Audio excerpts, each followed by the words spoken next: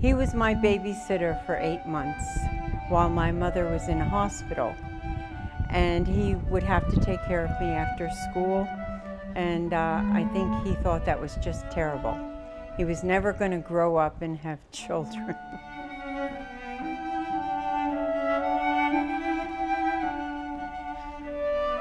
Before he joined the Capuchins when he was 17, the old Jewish tailor who used to fix his suits, he said, "I don't know a lot about the Capuchins. I have one piece of advice. Be a good boy." And that's how I'd see Father Benedict. Like, what you saw on TV was what it was like when I drove him all over the place. I said to him, "Father, I would love to work with you more." And he said, "Let me work things out." And sure enough, it all got worked out. Jesus Christ was his best friend, his personal best at all times.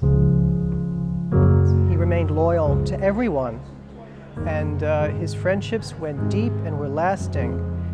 He loved people, and he cared deeply.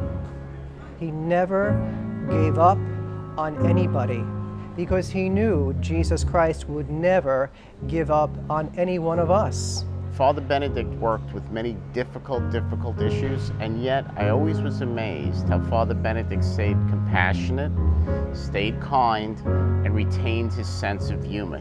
He loved the hippopotamus because he said, "The hippo reminds us that God has a sense of humor." There was a family, they raised a little fawn, and the deer would come and eat out of his hand.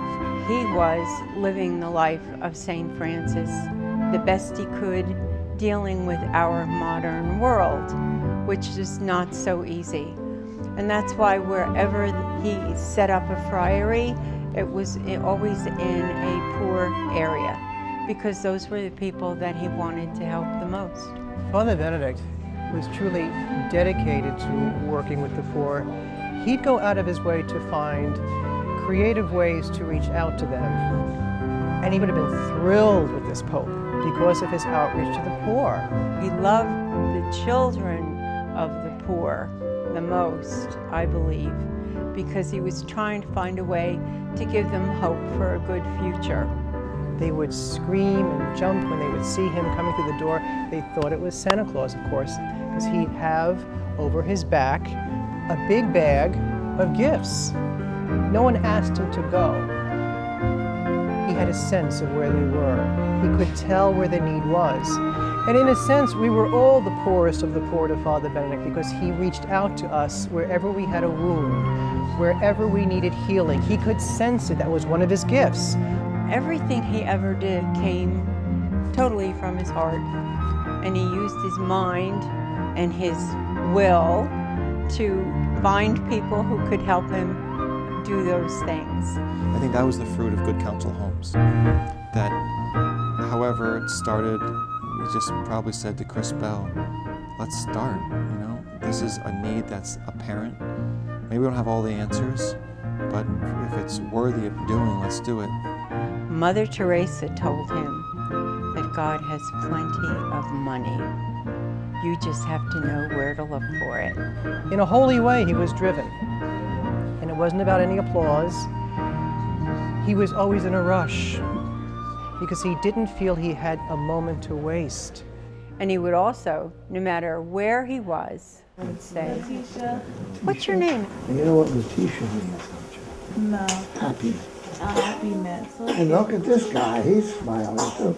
What's his name? He wanted to know everything about everybody, and he would stare them in the eye and he would listen. And who is this Carla? Elisa. Elisa. Elisa. And you know, Elisa in English is Alice. Hello. Yes. Look at that nice smile. You just have to be patient with me. I'm very old.